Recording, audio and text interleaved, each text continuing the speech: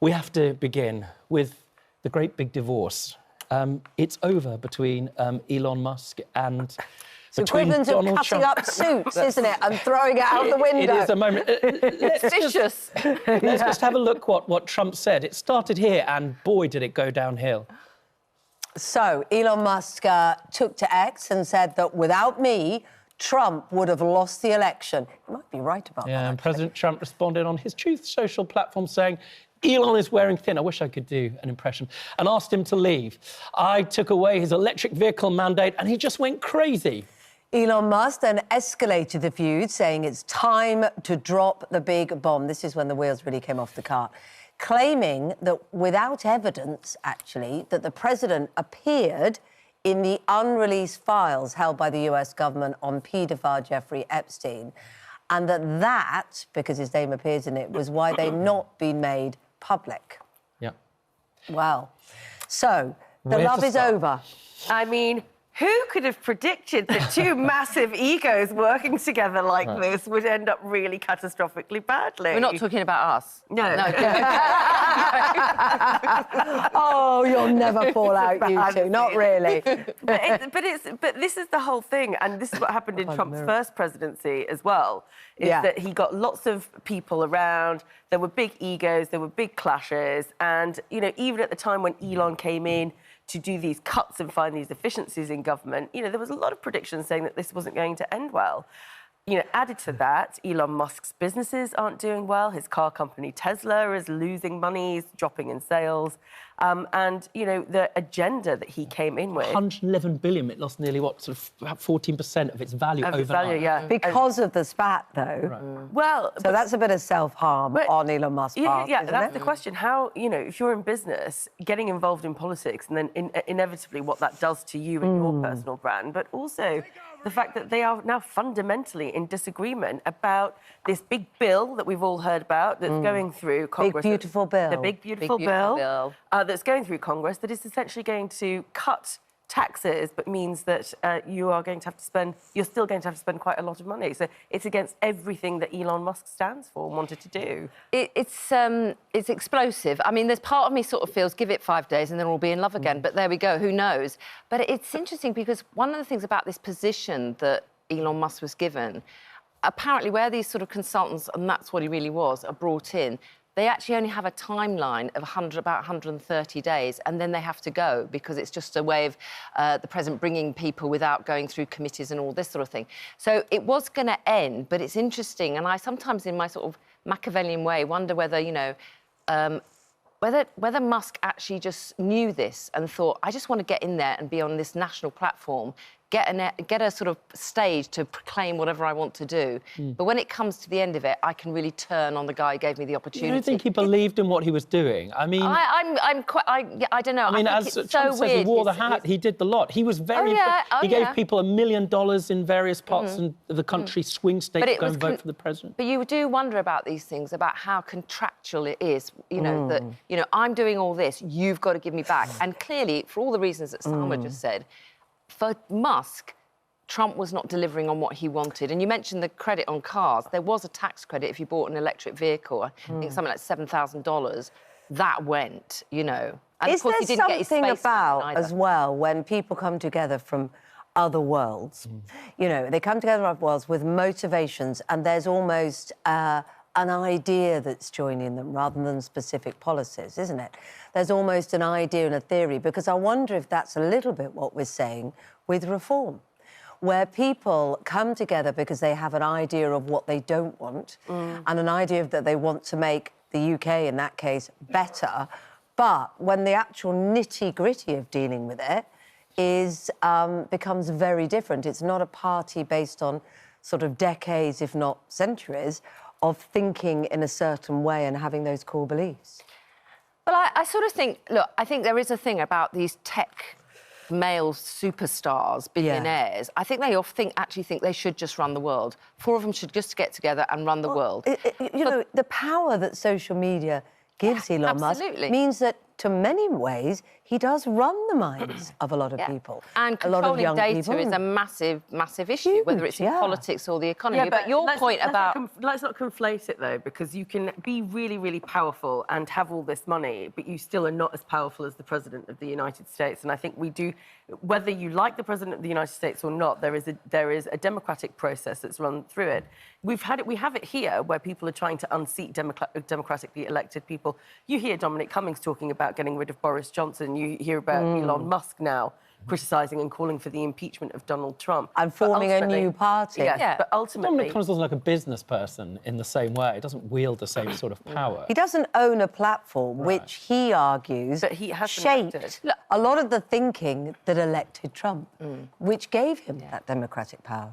Yeah, but I'm not sure how true that is when you look at how many people are leaving his platform X, when you look at the kind of people that are left, when you look at the regulation that's now coming in to try and protect people against the sort of worst aspects of social media. I think there has definitely been an awakening to that power and to that It's influence. what Kate's getting at, which is people in business think they're going to come into politics and they're going to change and shape and radically influence what happens across the country. And it ends up going horribly wrong. We've seen that, if not anywhere else, more profoundly yesterday in the form of Zia Yusuf, who made an absolute killing also in the tech sector, walking away, saying, I no longer believe working to get, here it is, a reform government elected is a good use of my time. Well, and he was the man coming in as chairman that was supposed to be professionalising reform, and was supposed to be close to Nigel Farage, and he only gave Nigel Farage 10 minutes' notice before resigning. Yeah, I mean, look, I think there's quite a few things going on there. I think there is an issue here about business people who come into politics who think they can just get things done like that and not follow, sort of understand the public. I think also the other thing about sometimes business people coming into politics, and I've seen this when they've given evidence in front of select committees, they're not used to being challenged. They're not used to operating in a goldfish bowl, being answerable. Sorry to press you, but, I listen to a lot of people talking about why business people can't achieve things in politics. And a lot of the frustration is that actually it's because it's not run by the politicians. It's run by the civil servants in Westminster, or what's come to be known in America as the deep state. So they come in with a clear economic mission, lots of ways. We want to get rid of it. This is how a business should be run. And then it's politicians and actually the people above them who are unelected, who are stopping them. And that's a lot of the frustration that people feel. I mean, look, I think there are lots of things about, reforming the way we do our politics and everything. But the other side of it is, as well, is often they come in with one agenda. And a government has multiple agendas too. But on Zia Yusuf, I think, basically, he got fed up, didn't he? And he wanted to talk about local audits by reform in local authorities. And the new MP wanted to talk about banning burkas. I think that was probably the straw that broke the camel's back. That was. I mean, she goes in, that's her first question. There's no organisation, there doesn't appear to be any strategy. As the former deputy leader of the party, Ben Habib, who also resigned, said this. Former reformist Farage, Habib said, warning the party would implode before it ever formed government. And Kemi Badenoch says, look, it's not a party, it's a fan club, and the fan club is a Nigel Farage one.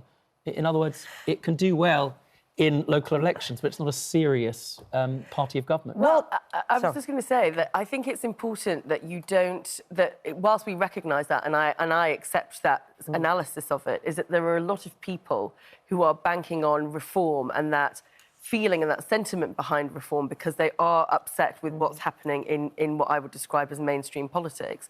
But I think that is right. And the fact that Zia Yusuf came in and did professionalise the party and annoyed a lot of the old guard, who were following Nigel Farage all the way from UKIP to reform, it does show that if it is this one-man band, it's going to be really difficult for him to actually present a plan for government in the future. But nobody from the mainstream party should be complacent about this. I mean, Labour will be very pleased about winning the by-election in Hamilton Larkhill. And reform coming third. And reform coming third. But when you look at the figures, I think the Labour candidate got just around 8,500. the SNP just under 8,000, and Reform were coming in not far Mm. behind. The Tories were way back, down in the sort of 1,000 something or other, and so that's 6,000. So I'm not too far off there. I mean, it's still a concern, and I think in Scotland and Wales, and I think Reform won a by-election in Wales last week, a local one. They are making inroads in a way, to be honest, Scottish Labour, Welsh Labour never thought would happen there. So we cannot be complacent about their influence on our politics. No, and of course, one of the things is that they are gathering up people that are dissatisfied with the main parties. And one of the reasons why people like Nigel Farage and other people within that party warm to, especially if it happens to tally with their views on life as well, and it manages to trigger something that makes them want to support there. They want to is because people like that give the impression of straight speaking. Business people or people outside of being a career politician give the impression of straight speaking. And I think people feel that politicians just don't anymore. I think that's true, Kate, but I think, to be honest, I think the issue that is really driving people around Reform and why, to be honest, Zia Yusuf's resignation won't make much difference is immigration. Unless that is tackled, and the Tories have, on their watch, didn't tackle it, we don't have a system that seems to work. We don't seem to have controls that say we want to invite people in who we need in this country, but also we need to say no to others. Unless, the mainstream parties deal with that, that's the big issue. And Keir Starmer and Labour and the government are on this agenda because they know that. And the Conservatives are as well. Can I just say, though, Keir Starmer is doing very little that is different to the last Conservative government. And also, for me, that's a path to nothing. It's a hiding to nothing. Because ultimately, is it actually the numbers of people who are coming in, quite often economic migrants, this is outside of illegal immigration, or is it actually the fact that those places that are left behind, as were defined by Boris Johnson in the Red Wall, it's not necessarily about the people that are coming in, it's about the opportunities and the but they're all mixed. But But they all work together. They all mix up together for people. But if we keep talking about immigration in this way, we get a race to the bottom, and you have parliamentarians talking about banning the burqa. No, because to Kate's But that's point, the reason why people like Farage got a footing. Yeah, but because we won't talk about immigration. But we will talk about it. But that's spent 10 years talking about it. The point is that we delivering pretend, on having a proper system. But we pretend that it's easy to do it. I'm not saying that. No, but I think we all do.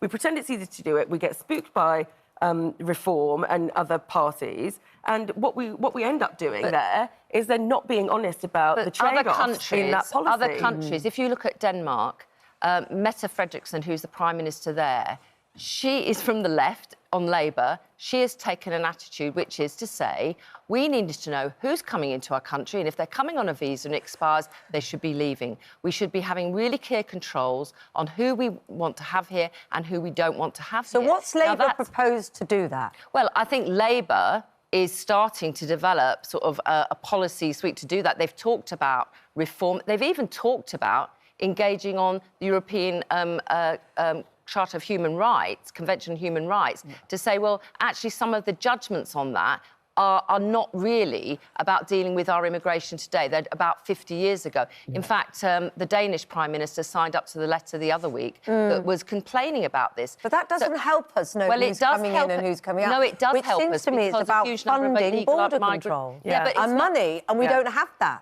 But, Kate, we do have the border control issue, but part of our border control is the visa situation. We see the people coming on the boats, and that's in the news all the time. It's very visual.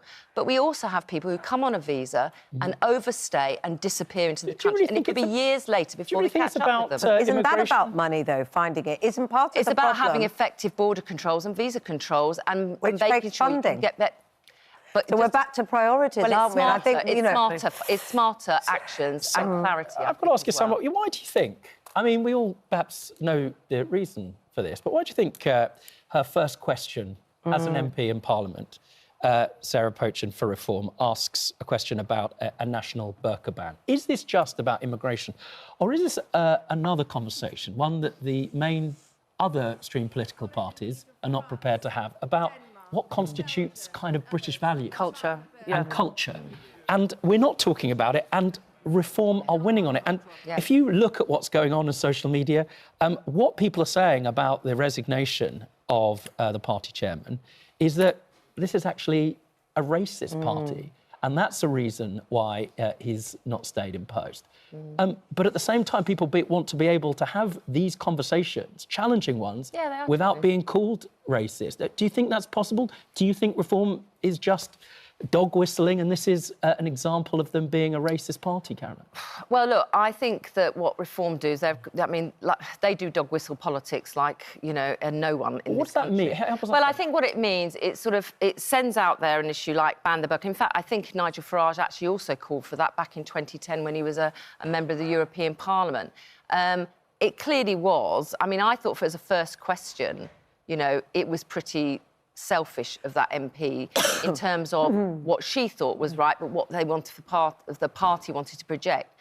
And as their approach in there, by the way, just in case anybody isn't as familiar of what she looks like and wasn't watching. But it was the MQs on Wednesday. It's all these sort of, you know, soundbite messages they're sending out. Now, I think it's, you know, clearly a question that opens a number of, I suppose, I was going to say, opens up for people who are racist to really get behind that sort of thing.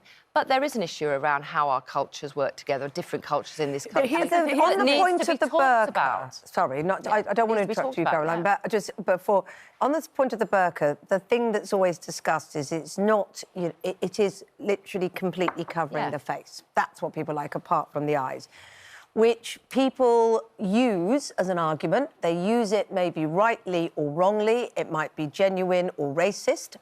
That's not for, you know, that's for an object to debate, and we all might have feelings on that. But it's because of not being able to connect with people and the potential for, you know, hiding in the way that you have to take hoodies off or helmets off. If I got a motorbike, I have to take the helmet off. I would say, if I had a child in school, I wouldn't want the teacher to have their face fully covered like that. But that's what I think, to Rob's sort of question, is the point is that mainstream politicians are very uncomfortable with discussing that. Yeah. And that means that the people who don't want to be called racist, who want to discuss it, then don't feel they have a home apart from with people who represent them like this. Absolutely right. And I think politicians need to get a little bit more comfortable with the idea that actually not everybody's going to agree, and there are going to be tricky conversations that you need to have around things that you might not necessarily want to, that are cultural, that don't have an easy policy lever or are easily explained. You know, Boris Johnson talked about women in letterboxes and was castigated for it. I don't see that there I think that was the language. No, of course. That, you know, that he always used. But he was trying to find a route in to be able to talk about something, whether you think it's right or not, whether it causes offence or not. That's for every individual to judge. The question here, though, is did she use her question effectively in PMQs? Even if it wasn't and it caused this massive stir in Reform, is it really about acknowledging that you should be able to answer and talk about cultural issues without being criticised? Because there are simple answers to what I would say to her about banning the burqa, is that British values means that we don't ban things. We have arguments about it. And, you know, it's the niqab that's the face covering. I'm from a Muslim background. We don't practice that in our family, and we never have. So there's a grey scale in the way that you within certain communities as well. But if we don't talk about it, if we don't get to the detail of it, then you allow people to take on these big narratives around banning burqas and things like that, and you never get to the truth of it. But they're not big narratives, are they? I mean, we're talking about D-Day, we're talking about freedom under the rule of law that was won by the greatest generation. A part of that, what it did was put into place a series of really important progressive moments for this great nation of ours, including women's rights, gay rights, the lot of it, right? And what people are concerned about, you talk about culture, was an American, I think it was Andrew Breitbart, who said politics is downstream from culture. Yeah. And this is what people really are concerned about. Where you have what appears to be cultural presences, let's say, which are direct odds with the values that have been hard-won by activists, that represent the freedoms that we now rely on, enjoy, and in many cases become complacent about, that needs to be discussed. And Reform are talking about it, nobody else is. Why are they so afraid? Why are they so afraid to talk about British values, to talk them up, and frankly, define and describe what they are?